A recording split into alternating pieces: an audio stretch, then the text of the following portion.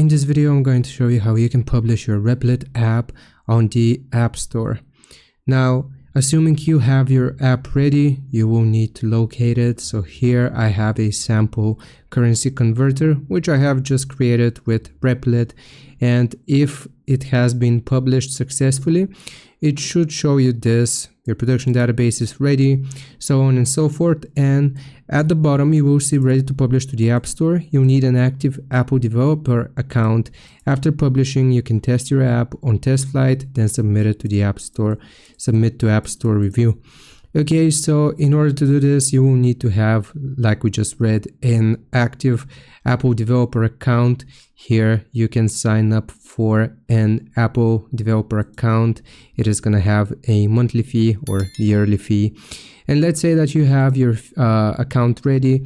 You will just click on Start Publishing to the App Store here. And then you will choose the Expo project. So the project name and the project slug. Here I will just leave it as currency and click on continue. It is going to begin creating the project. Next, it's going to ask for the Apple developer email or phone number and the password. So here you will need to sign in. Then you will choose the app which we just created. Then it's going to ask you to configure Apple certificates. You will just go through the prompts, and that is how you do it. If you click on register, you will click on start your enrollment here, and you can begin the Apple developer application process. So I hope this helps. Leave a like and sub. I'll see you next time.